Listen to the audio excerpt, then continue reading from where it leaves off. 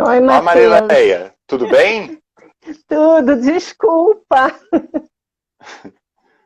Sem Você sabe problemas. que. você- Eu estava aqui conversando com o pessoal, né? Eu me apresentei um pouco, falei da proposta aqui do trabalho, né? Que a gente está fazendo às sextas-feiras, lives com temáticas relacionadas ao campo da sexualidade, entendendo a sexualidade com um campo vasto, né? Então, a orientação sexual, a questão do ato sexual em si, práticas, papéis, fantasias. E aí eu estava fazendo uma dinâmica, né, com o pessoal, em que a gente pediu, né, para eles em poucas palavras, definirem um pouco o que eles entendem sobre a sexualidade. Então, o pessoal falou a questão dos afetos, falaram a questão do desejo. Então, a gente iniciou por aí, né? Um pouco do que o pessoal tem, o que eles conhecem sobre isso. Uhum. Então, a gente começou dessa forma, Marileia. E aí eu gostaria de estar passando agora um pouco aqui, a gente está fazendo um pouco de inversão de papéis, né? Já que eu não estou no perfil do AISP, mas sem Não, você problemas. tá. É Você que é assim, está. não estou com o perfil como principal, né? Mas tudo Ah, bem, tá. Mas não tem problema. Aí eu gostaria, ok. Aí eu gostaria, Marileia, que você se apresentasse, né, e desse início à Uhum. nossa palestra, pegando um pouco desse panorama que a gente falou, do conhecimento do que o pessoal tem sobre o campo da sexualidade. E, pessoal, antes que eu me esqueça, a gente vai abrir de 10 a 15 minutinhos no final para a gente estar tirando algumas dúvidas, né, que ficaram para vocês. Então, se vocês tiverem, por favor, coloque aqui no chat que ao final a gente vai estar respondendo. Uhum. Ok. Então, que bom que o Matheus já começou um aquecimento com vocês. Eu sou Marileia Rosa, sou psicóloga, psicanalista, trabalho com casal e família, sou terapeuta sexual e tenho o meu consultório particular e também trabalho no ambulatório no Antigos, que é o ambulatório transdisciplinar de identidade de gênero e orientação sexual. E o que é isso, né? É o ambulatório do Hospital das Clínicas que atende as demandas relacionadas à transexualidade. No caso, especificamente, eu trabalho com crianças, grupo de crianças de 4 a 6 anos e também no atendimento à família dessas crianças. E essas crianças, a gente não diz que são crianças transexuais. A gente diz que são crianças que vivenciam, experienciam uma incongruência de identidade de gênero, porque ela só vai poder falar se ela é transexual ou não muito mais tarde, lá pela adolescência, se isso continuar reafirmando, né, essa questão da identidade, porque quando se fala de crianças, né, isso pode ser uma coisa mais maleável, né, você circular por vários aspectos, né, vários caminhos. Então, a gente só vai falar em transexualidade na adolescência, tá? E pensando em sexualidade, né, Matheus, nos deixaram um tema bastante espinhoso, né? Falar Uhum. da questão da sexualidade no grupo LGBT. O que, o que eu penso, né? Vivenciar a sexualidade já é algo ainda hoje complexo, ainda hoje é um tema tabu, por mais que eu vejo alguns avanços nesse grupo, mas eu ainda vejo que falta muito. Para quem vivencia, certamente falta muito, porque o sofrimento deles é muito diferente, né? Eles estão na pele, ali sentindo no dia a dia toda essa experiência de preconceito, discriminação, né? E a sexualidade é algo que é tabu, independente para quem seja, né? Ainda é. E pensando na sexualidade, no grupo LGBT, e atrelando com o envelhecimento, que é essa nossa fala, né? Uhum. A sexualidade no grupo LGBT na terceira idade, né? O que eu observo é que alguns grupos dentro desse grande grupo circulam de uma forma com mais facilidade do que outras, né? Vamos pensar, o que eu tenho verificado, os homens e as mulheres, homens homossexuais, mulheres lésbicas, elas acabam tendo uma questão com a sexualidade na terceira idade de uma forma mais tranquila do que as travestis e as pessoas trans. Principalmente falando das pessoas trans que estão entrando agora aí numa faixa de 50 anos, que estão entrando numa terceira idade. Até estar entrando numa terceira idade para esse grupo trans e para as travestis, talvez nunca tenha sido pensado antes, né? Porque a maioria delas, a média de vida é de 30, se eu não me engano, 35, 37 anos, enquanto nós temos aí uma expectativa de 75 anos. Então, tem uma diferença bastante considerável, né? Essa sexualidade, junto com esse envelhecimento, não é algo fácil. Vamos pensar,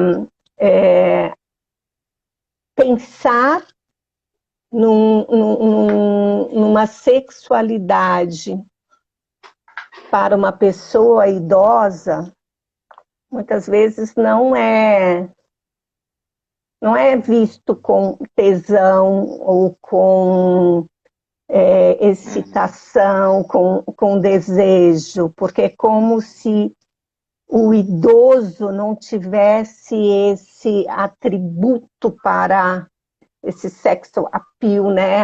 Essa coisa de chamar a atenção, esse corpo que desperta qualquer olhar, né? Já é um corpo que já está marcado e muitas vezes adoecido. Então, a questão dessa sexualidade já é atravessada por um corpo que não é mais tão sensual, né, Matheus? Um corpo que chame a atenção. Agora, pensar num corpo de uma travesti, por exemplo, na terceira idade, pensar que o corpo é uma ferramenta de trabalho para ela, é complexo porque, com o passar dos anos, esse grupo tem uma série de complexidade relacionado à fabricação desse corpo, à transformação desse corpo, né? De que forma ele foi transformado para se tornar uma mercadoria que seja, como se diz, interessante aos olhos de quem compra essa sexualidade enquanto objeto de desejo, né?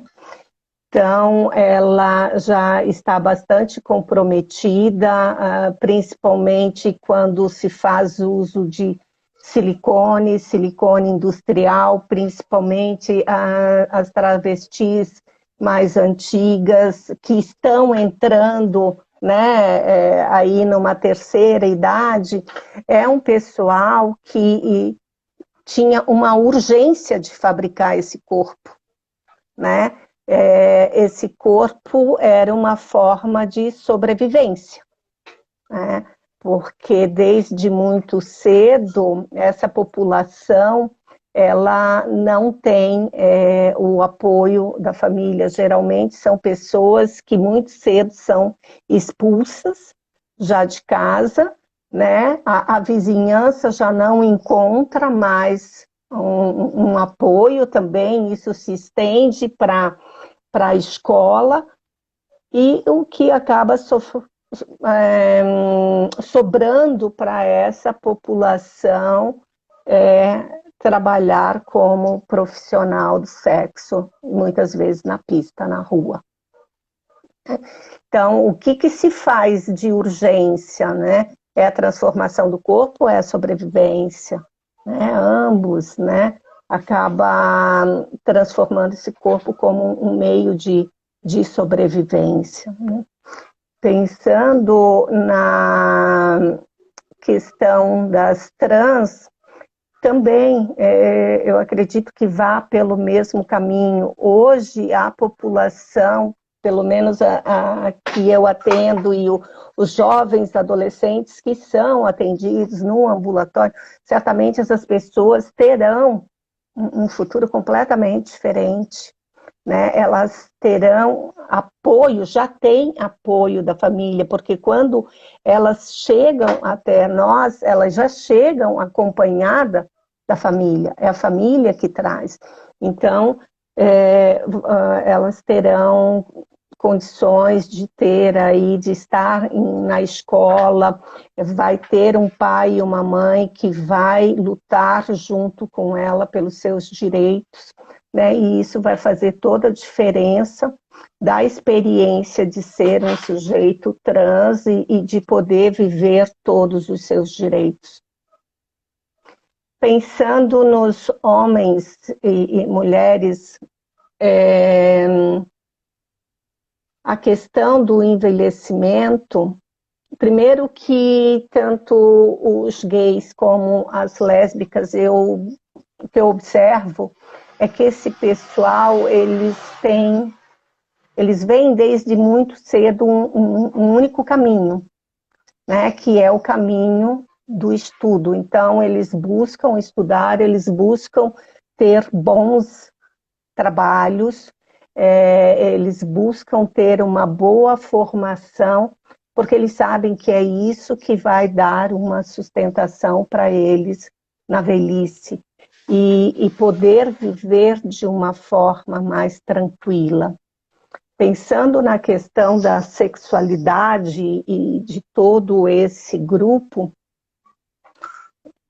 de um modo geral, pensando na sexualidade, né, na velhice, a sexualidade ela é muito mais ampla do que apenas a questão de ter uma relação sexual, um ato sexual com penetração. A sexualidade, com o passar dos anos, ela passa a ser uma coisa mais de carinho, de afeto, de companheirismo, né? Vai para além de um ato sexual, de uma performance, né? Que é isso que a gente observa com relação a esse grupo quando é mais jovem, é muito mais voltada a uma performance do que algo mais afetuoso, mais de troca, de companheirismo, né? Não sei o que você tem observado, Matheus, na sua pesquisa, apesar que você não está pesquisando o grupo LGBT, né? A gente vai trabalhar, Marileia, na minha pesquisa, é a população da terceira idade, só que a gente vai incluir todos, né? Enfim, de todas as orientações sexuais vão ser participantes. Então, desse ponto de vista, sim, né, a gente já gostaria de acrescentar que no meu trabalho é a terceira idade, né, pessoas com 55 anos ou mais, né, então não, a gente não vai fazer uma distinção no que se refere à orientação sexual. E Marileia, na sua fala, assim, me veio muito, quando você estava falando, a questão de algo que é muito explícito na literatura, que eles dizem que é o mito da velhice assexuada. Né? O que esse mito da velhice assexuada diz? Né? Diz que, por exemplo, uma pessoa, né, por volta dos seus 60 anos e tudo mais, ela não pode praticar sexo, ela não pode ter uma vida sexual ativa. Isso é algo que não condiz com ela. Por quê? Geralmente, se existe uma imagem de que uma pessoa com 60 anos ou mais é aquela pessoa que tem uma sabedoria, que ela vai ter diversos ensinamentos. Tanto é que tem uma... Eu lembro que eu estava lendo um artigo esses dias que ele começa já assim, causando Ele chama a atenção que ele já faz o seguinte questionamento. Você já parou para pensar num casal ali de idosos, né, se beijando em uma praça pública? Você já parou para pensar num casal de idosos em um motel? Por quê? E o que essa imagem te gera? Né? O que você pensa quando você vem nessa questão? Então, aí ele vai falando, é aí que surge a questão do mito da velhice assexuada. E vai muito também de encontro, né, esse conceito, com a questão que a gente pode falar, né? Você disse, que eu acho que eu concordo totalmente com você, Marileia, no sentido que a sexualidade ela não está só no ato sexual em si. A sexualidade ela está presente no beijo, está no abraço, está no carinho, ela é expressa através de sentimentos, de palavras. E até agora, um pouco fazendo aqui uma relação, né, com a questão da minha pesquisa, né, que é atividades sexuais online com essa população, a gente pode estar até ampliando um pouco mais essa questão da sexualidade, né? Ou seja, através da troca de mensagens, através de, por exemplo, ali, quando a gente, da exibição de corpos ali, por meio de videochamadas, troca de nudes, né, que é popularmente hoje conhecido, o sexting, e por aí vai. Então, já abre aí um leque enorme para a gente pensar a questão da sexualidade. Então, olha, para além dessa questão física, né, a gente também vê em outros ambientes, em ambientes virtuais, como é expressa essa questão da sexualidade, né? Então a gente vê que o conceito é bem mais amplo do que a gente imagina, para além de que tudo que o pessoal mencionou e que você mencionou, né, Marilé? Eu gosto sempre de puxar para esse lado, para o campo das atividades virtuais que acontecem. Tá, e popularmente assim, agora vamos entrar na população, né, LGBT+, que é o nosso foco aqui. Para vocês entenderem melhor, né, um pouco do que os estudos falam, pessoal, a minha pesquisa, basicamente, que eu estou fazendo é sobre atividades sexuais online, né? E o que são essas atividades sexuais online? Basicamente, envolve tudo que é realizado através da internet, né, que envolva o campo da sexualidade, podendo ser através de fotos, vídeos, trocas de mensagem. E a literatura subdivide em 3 tipos. Então, o primeiro tipo é de não excitação. Então, vamos dizer, uma pessoa está ali e ela está pesquisando sobre algum assunto relacionado à sexualidade, o que é sexo, o que é penetração vaginal, o que é penetração anal, o que é identidade de gênero, o que é orientação sexual. Tudo isso envolve a primeira das atividades sexuais online, que seria a da não excitação. Certo? Então, definimos aí a primeira. A pessoa está ali fazendo uma pesquisa. Também hoje em dia, acho que algo está muito em voga, é a questão da pessoa entrar no Instagram ou mesmo no YouTube e ver ali algum determinado vídeo sobre, eu quero saber o que é sexualidade. Ela vai ali e faz essa pesquisa. Então, é um caráter mais informativo essa primeira. Inclusive, pessoal, recomendo o Instagram da Marileia. Tem conteúdo muito bacana sobre essa questão, né? Eu estava vendo esses dias, tem bastante lives que você fez sobre, que é bem interessante. Então, tudo isso envolve a questão da não excitação. Feito isso, temos a segunda, né, que seria a excitação solitária, onde a gente já entraria, a pessoa ela vai entrar num site pornográfico, ela vai entrar ela vai visualizar uma foto, ela vai utilizar diversos meios com a finalidade de excitação, né? Então, a gente hoje na internet tem cada vez mais, mas ela está fazendo isso de forma sozinha, com a finalidade de se excitar. Então, estamos aí definindo a não excitação e a excitação solitária, sendo que essa segunda tem a finalidade da excitação da pessoa, ela está praticando ali uma masturbação, vendo isso, ela está se excitando, né? Bom, e aí a gente vai na última, que se refere à estimulação em parceria. Então, nessa última, a gente pode dizer que envolve uma troca. Então, entre duas pessoas ou até mais.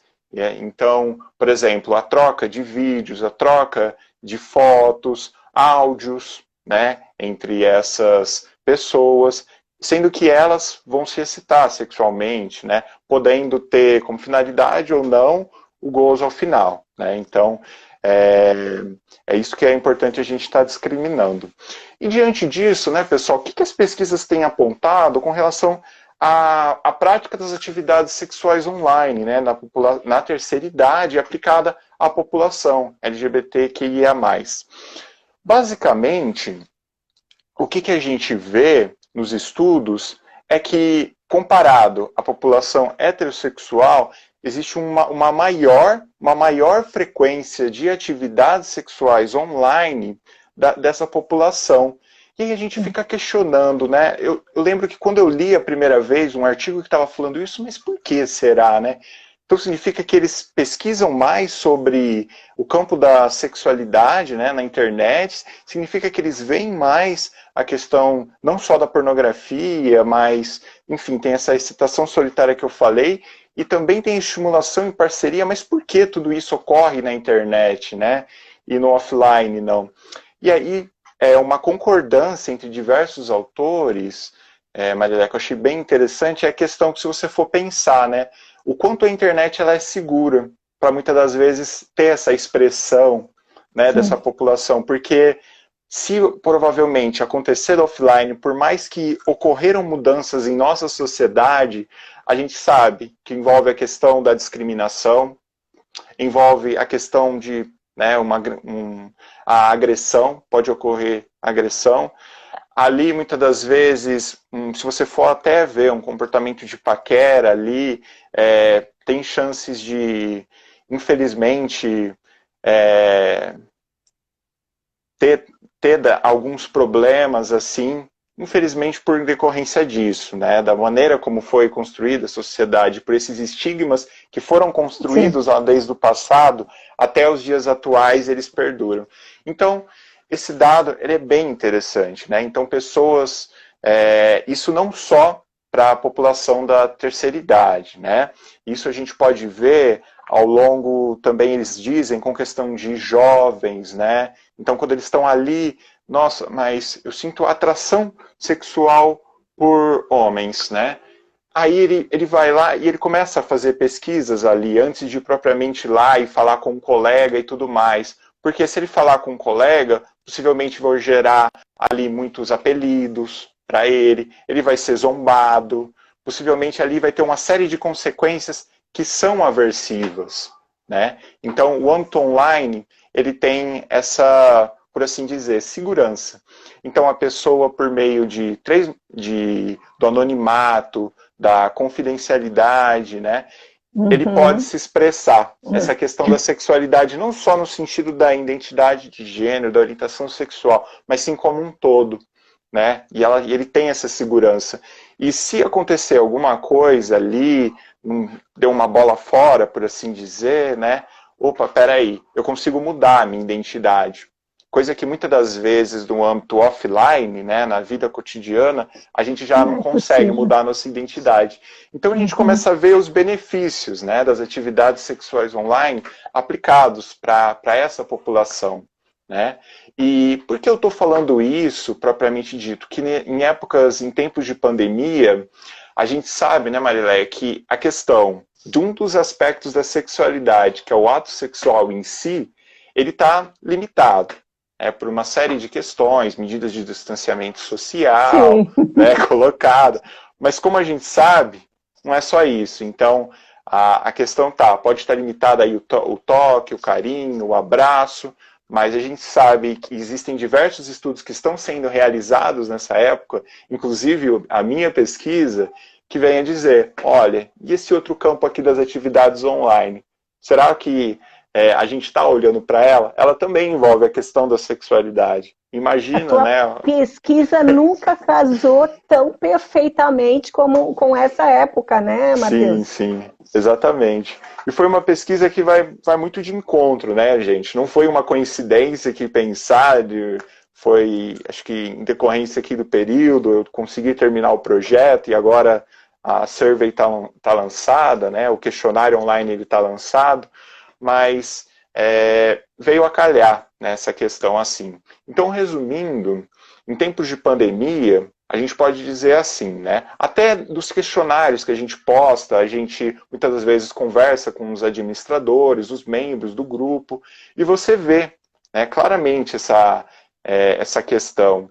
E uma coisa que também é interessante, né, Marileia, que assim, infelizmente a gente, até por parte da comunidade científica, mas eu acredito que também esse é um movimento que está mudando, existe uma subrepresentação, né, desses estudos no que se refere às atividades sexuais online e até na literatura, se você for ver, com Sim, relação à população da terceira idade, né? sim. Uhum. E a gente necessita cada vez mais estar falando sobre isso, estar conversando com eles a respeito disso, Sim, né? até para pensar Então, em políticas públicas de saúde, né, acolhimento dessa população.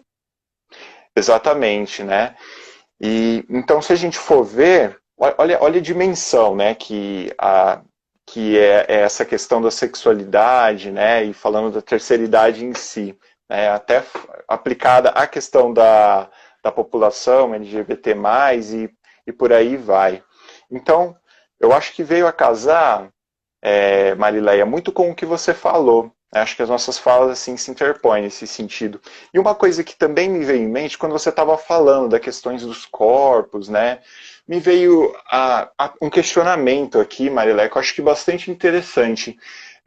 Eu acho que está ocorrendo cada vez mais um avanço da medicina, né, nesse sentido. Aliás, já ocorreu, no sentido de que tá. Então a gente tem ali evidências científicas de que a partir dos 40 anos existe uma diminuição da produção de espermatozoides em homem, a Uhum, questão da uhum. menopausa para a mulher. Só que aí, o que a gente tem, né, como a medicina trouxe como solução para proporcionar uma maior qualidade de vida sexual para essa população? Então, a gente tem a questão do Viagra, caso, né, e tem a questão da reposição hormonal para as mulheres. Uhum. Então, tudo isso vem a casar também. Então, hoje, se a gente, até quando fala assim, a questão do ato sexual em si, se não ocorre, né, com essa população, eu ficaria em dúvida se me perguntassem tanto disso, né? Porque Uhum. com tantos avanços assim, a gente vê cada vez mais, entendendo a sexualidade desse ponto de vista, eu colocaria até em xeque isso, de falar, será que né, mesmo com essas limitações, mas com os avanços que estão ocorrendo cada vez mais, a cada ano que passa, vem novas descobertas, será que de fato a gente pode falar de uma velhice assexuada, né, de pessoas com 55 anos ou mais, 60 ou mais, que não praticam é, atos sexuais? Então eu Eu colocaria acredito que isso é em um xeque. mito, né, Matheus? Ter essa fala dizendo que é assexuada, para mim, é um mito, não. Uhum, E está mais voltada na questão do que é ver esses corpos, né? Num ato sexual. Não, não é atrativo. Então, se não é atrativo, eu não vou olhar. Se eu não vou olhar, não existe. uhum. Exatamente, né? E se a gente for se perguntar, né, Maria, e para essa população, será que isso não é atrativo? A gente, muitas das vezes, a gente coloca os nossos olhares, né, assim, nesse sentido. Mas se a gente for entender como a dimensão, existem diversos estudos, né, Marileia, agora me veio um outro em mente que mostra, por exemplo, a frequência dessa população em sites pornográficos e tudo mais, e a questão de que quais são os principais conceitos que eles pesquisam ali, e muitas das vezes envolve, né, Granny, que envolve, assim, uma identificação ali, né, então eles estão pesquisando ali sobre pessoas da mesma faixa etária praticando fantasias, atos sexuais ali. Então, me vem muito isso assim em mente, essa identificação entre essa população. Mas entre nós mesmos, aí eu concordo com você, né? O ato, até por esse artigo que eu mencionei logo de início, o ato sexual em si, a gente foi construído dessa forma. É como se contradiz algo que a gente...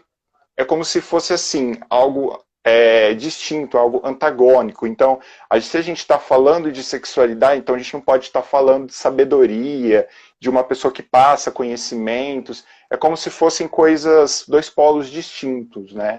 Duas coisas como totalmente se a sexualidade diferentes. só existisse na jovialidade, né? Sim, na jovialidade.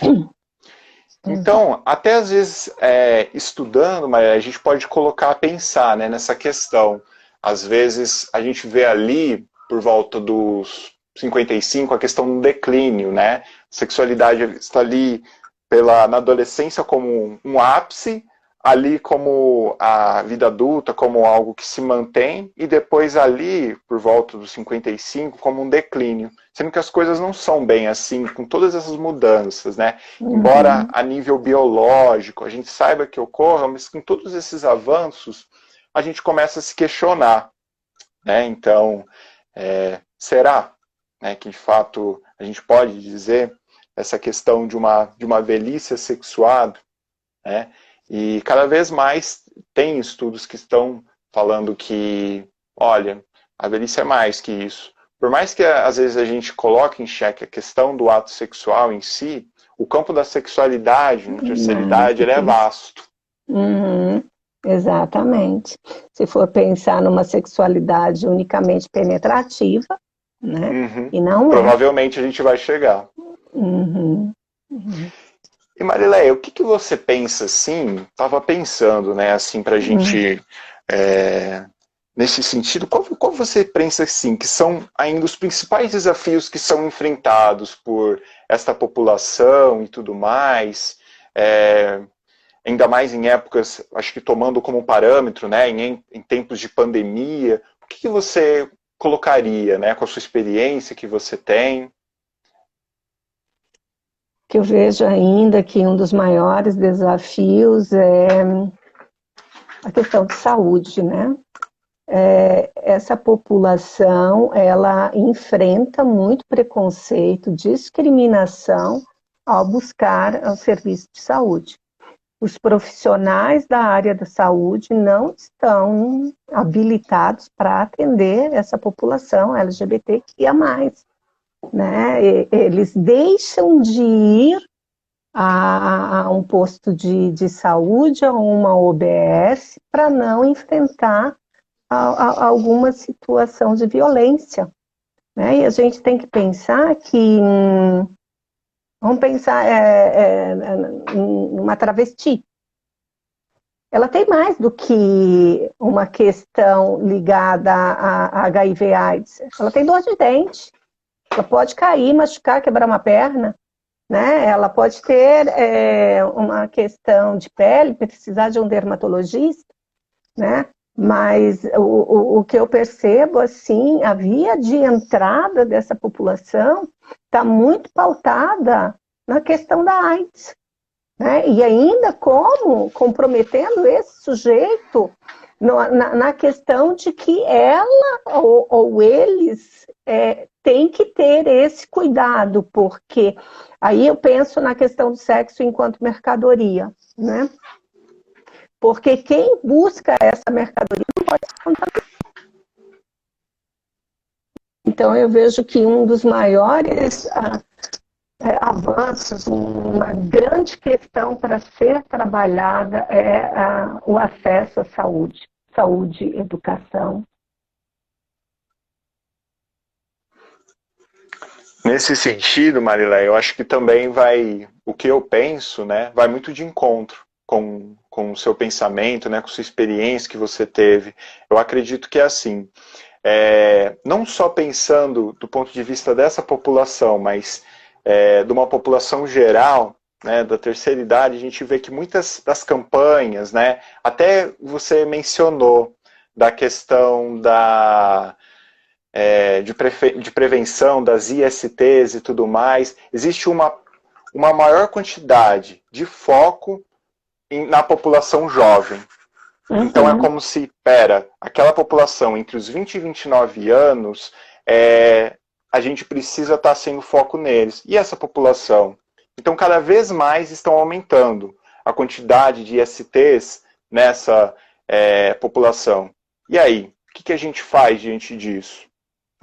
Esse mito da velhice assexuada também, esse é um fato que já coloca em xeque, que faz a gente ter um outro olhar.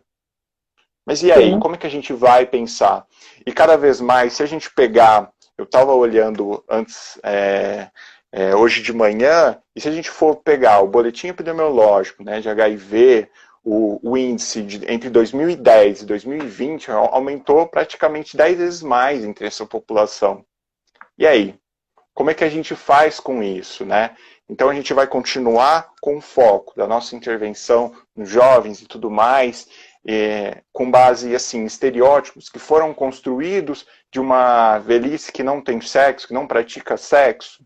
Então sim, eu acho que é necessário, né? Assim como a minha pesquisa, entre outros estudos, a gente está vendo essa população com um maior cuidado, verificando assim estratégias para melhorar a qualidade de vida. Né? Agora até me veio em mente que quando a gente fala em sexualidade é um campo, né? Na definição lá da OMS, a sexualidade entra no campo da qualidade de vida. Então, através de pesquisas e tudo mais, a gente está promovendo qualidade de vida, bem-estar, saúde, né? Para essa população. Então, sim, a gente tem que estar pensando isso, pensando em políticas públicas para atender e pensando dessa forma. Então, sim, vai muito... Acho que isso é muito interessante que você disse, Marilé. Eu acho que, sim, é um desafio nesse sentido, né? Uma coisa que eu estava pensando, Matheus, a sexualidade, vamos pensar aí das pessoas abaixo de 40 anos, ela é muito mais uma sexualidade performática, né? É muito mais pensada nesses corpos produzidos, eróticos, sedutores, né? E depois disso vem o declínio como se não existisse nada, né? E não, a vida continua. Existe muita coisa. Sim, exatamente, né? E existe muita coisa para além, né, do corpo. A gente falou aqui da atração dos corpos e tudo mais, a gente sabe que é bem mais amplo que isso, né, por assim dizer.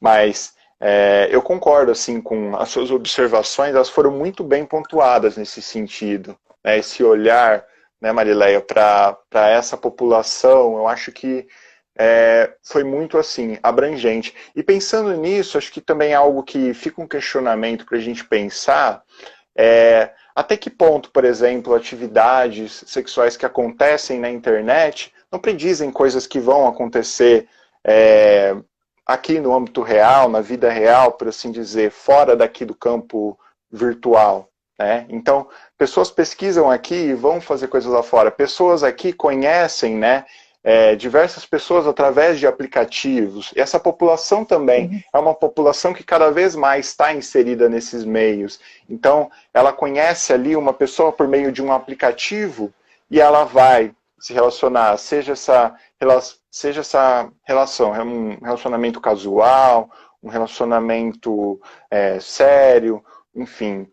Então, isso também é um olhar que a gente tem que estar vendo, né? Hoje ficou muito mais fácil nesses aplicativos, né? Cada vez mais vitrines ali colocando, Aham. expondo, né? Diversos corpos, sejam eles de 40, 50, 60, né? Acho que é um contínuo ali Uhum. ao longo da vida. Sim. Então, cada vez mais também a gente tem que estar olhando para isso, né? Como algo que tem seus benefícios ali. Então, como a gente falou aqui, diante dessas questões que muitas das vezes coloca até em xeque a própria vida dessas pessoas, né? Olha o quanto teve de benefícios, mas a gente sabe que também tem malefícios no que se refere a Uhum. isso. Então, por exemplo, diversos vícios que podem tá ocorrendo, dependência Sim. tecnológica, Uhum. dependência, enfim, é, até a compulsão sexual em si, por meio ali dessa procura de parceiros. E então a gente tem que ter sempre, acho que esse olhar, né, amplo dessa dimensão. Acho que a gente vê muito se falar, por exemplo, da questão da pornografia como um malefício, mas ela também tem seus benefícios, né, ainda mais aplicada a essa população. Então, às vezes a gente olhar dessa forma dicotômica em tudo do tipo é bom ou ruim, do tipo é legal ou não é legal, tipo, a gente tem que às vezes ter um olhar como um contínuo isso, em que a gente tem que analisar o que tem nesse meio, né? E não Uhum. levar Uhum. tudo a ferro e fogo. Então, eu acho Uhum. que vai muito de encontro, assim. Você tem algo mais para ressaltar, Marileia? Que você gostaria que veio, assim, enquanto a gente conversava aqui? Bem, pensando de um modo geral, acho que gostei muito da tua fala, eu acho que foi muito legal saber da sua pesquisa, né? Acho que estou curiosa para ver os resultados, certamente vão ser muito interessantes, né? A sexualidade sempre foi um tema que eu me interessei muito. E eu acho que a gente tem um grande trabalho, né, Matheus? Que é Temos. levar conhecimento para as pessoas para que elas possam vivenciar uma sexualidade de uma forma mais tranquila, mais harmônica, é, sair dessa opressão, desse tabu, desse preconceito que existe com relação a ela, né? Então, eu acho que esse tipo de fala aqui, esse momento que a gente está tendo, esse encontro, eu acho que é muito válido, né, são pequenos momentos, né, e que pode levar a conhecimento e ir desmistificando, né, a sexualidade. Concordo, Maria. Eu acho que, assim, um ponto da gente começar a desconstruir isso que vem lá desde o passado, que foi construído, toda essa questão, o mito da velhice sexuada, né? Uhum. Até para essa população, que tem até características, por assim dizer, de sofrimento maior, né? Por diversos fatores na nossa sociedade. Eu acho que esse bate-papo, esse diálogo é uma forma de desmistificar, de levar a informação para todos, né? Essa troca de conhecimento em que a gente tem a possibilidade de estar falando sobre, né? Então, a sexualidade na terceira idade, aplicada à população LGBT+, eu acho que são esses pequenos diálogos assim que cada vez mais contribuem para estar desmistificando. E bom, vamos passar agora um pouco para as perguntas, Marileia. O Sim. pessoal tá. Então, teve aqui uma pergunta do Eduardo. O Eduardo ele pediu para a gente comentar, Marileia, sobre como a nossa percepção sobre as possibilidades de vivência da sexualidade da população, a LGBTQIA+.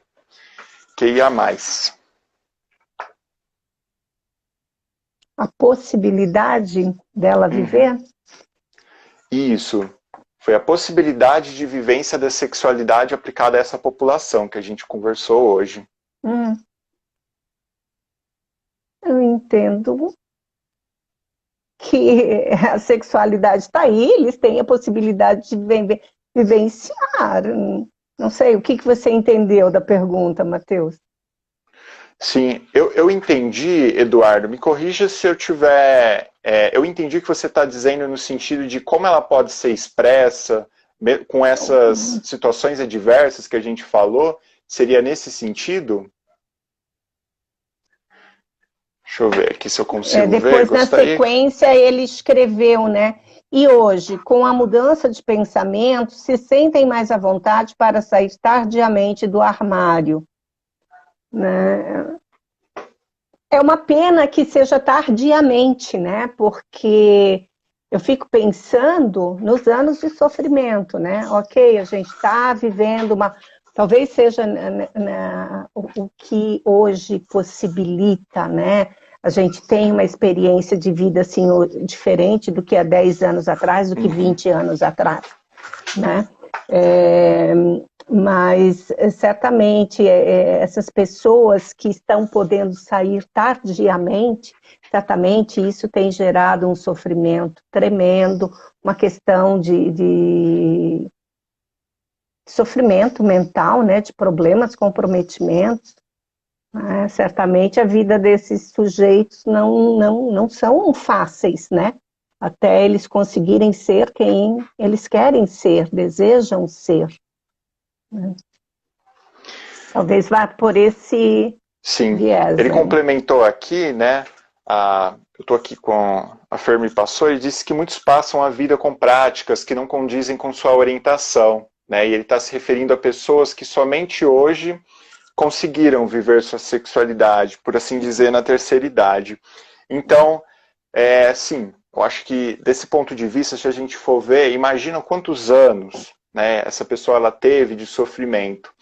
Mas se a gente for ver por uma outra ótica, acho que das atividades sexuais online, né, em que a pessoa ela tem a possibilidade de através desse meio ali, viver, né, e se mantendo no anonimato, em estar, muitas das vezes, ali, mudando a identidade dela, às vezes eu poderia pensar até nessa questão das atividades sexuais online no ponto de vista benéfico, como sendo uma válvula de escape, né? Óbvio que uma válvula de escape nunca é bom, né? A gente tá ali, é bem não podendo escape viver mesmo, né? Sim. Ali, né, às vezes a gente vê assim, como um ponto de vista ali benéfico, vendo também a questão do malefício, né? Então, nesse sentido, eu acho que eu estava pensando mais no sentido das atividades sexuais online, ela tem essa vantagem, visto que no offline, a gente já vê que ali poderia recorrer, né, essa questão da agressão, a questão da discriminação. Então, assumir, né? Assumir o seu lugar, o que se deseja, né, Matheus? E que muitas das vezes, tardiamente, também tem as suas consequências, né, Marileia, aversivas, se você for pensar de uma pessoa que teve um sofrimento ali pelo longo da vida dela, né, e chegou nessa época em que você falou da questão, até foi muito bem ressaltado, dos corpos não serem mais o atrativo, e agora como é que eu vou, né, viver a minha sexualidade, embora tenha meios para eu estar vivendo, mas a gente sabe que do ponto de vista biológico tem um declínio, né, desse desejo sexual, dessa libido, desse tesão, por assim dizer. Então, muitas das vezes existem consequências aversivas, né, tardiamente. Se você for pensar questões familiares ali, de você expressar, né, e deixar esse tardiamente, esse movimento de sair do armário. Mas, então, Matheus, uma coisa que eu tenho percebido, e Eduardo, não sei se é isso que você questionou, mas tanto na literatura e na minha clínica também, o que eu observo é que muitas vezes essas pessoas, elas passam sim uma vida vivendo um outro papel que não é delas, e depois que os filhos crescem, que saem de casa, que conseguem, vamos dizer aí, sair do armário e ir viver de fato o que elas desejam. Né? Só que aí já passou anos de sofrimento, né? E de fato perdeu também muitos anos dessa experiência da sexualidade, né? Mas eu vejo que isso acontece muito, com muita frequência, tanto com homens quanto com mulheres. Passarem a vida vivendo um papel e depois, a hora que atinge uma maturidade, tem uma autonomia, elas saem do armário e vão ser quem elas desejam ser. Sim. Então é como, né, Marileia, você falando assim, me veio até da questão, a gente pensando na questão da sexualidade, os papéis. É como se toda na vida, né, a pessoa assumisse um outro papel que não diz para ela, que é uma questão do estranhamento, né? Eu imagino como deve ser o sofrimento psíquico dessa pessoa. Você passar ali uns 50, 60 anos até chegar a essa época, você poder vivenciar nessa orientação sexual, por assim dizer. Então eu fico imaginando o sofrimento, né, que deve ser isso, para chegar nessa idade e estar assumindo, né, desse jeito. É como se não tivesse mais nada a perder, né, Matheus? E daí pode escancarar, né, a sua sexualidade. Ou muitas vezes também eu vejo que está atrelado assim, já cumpri a minha missão, agora eu posso viver o que eu quero viver. Sim, vai muito nesse sentido de uma nova identidade, né, por assim dizer, embora a gente, olha, agora eu posso vivenciar o meu papel, que tipo, eu me sinto bem, meu bem-estar, o que eu percebo como sendo eu mesmo, e não estou agindo para, de certa forma, agradar os outros. Então, esse sou eu não estou mais fazendo um outro papel, que não diz respeito a mim. Então, acho que eu concordo com sua fala, Marileia, nesse sentido. O Omar Ricardo, inclusive, ele comentou que se pode assistir conteúdos homo, heteroafetivos na intimidade, né? Então, sim, se a gente for ver hoje dessa dimensão da internet, o quão ampla ela é, né? Existem diversos conteúdos que são disponibilizados em que às vezes a gente tem que até tomar cuidado, né? Por exemplo, na situação de jovens, acho que cada vez mais ali tendo acesso cedo a esse conteúdo e muitas das vezes de um jeito, por assim dizer, ali que não tem os devidos cuidados, é uma coisa da gente estar se pensando também, né, dessa exposição a esses conteúdos explícitos. Bom, visto isso, pessoal, gostaria de estar agradecendo aqui em nome do AISP, a Marileia, por estar disponibilizando o tempo dela para a gente ter esse bate-papo aqui muito bom. Acho que foi muito enriquecedor e vai muito de encontro com o que eu estou pesquisando na faculdade lá de medicina da USP. Eu acho que cada vez mais, também aproveito aqui para agradecer, né, Marileia, a questão lá da tradução que você me auxiliou nos instrumentos, do seu marido, que foi bacana. E, bom, só uma coisa, pessoal, antes de finalizar, eu gostaria de pedir que vocês me auxiliassem na minha pesquisa, né? Como eu falei aqui, a minha pesquisa é um questionário online. Ela já se encontra disponibilizada aqui na página do AISP e também na minha página, no meu perfil profissional, que é o psicólogo Matheus V, com TH. E assim, a pesquisa que eu estou fazendo é com pessoas com 55 anos ou mais, onde a gente, através desse questionário, estamos avaliando características da personalidade, frequência das atividades sexuais online, quais são os sites frequentados dessa população da terceira idade, né, em geral.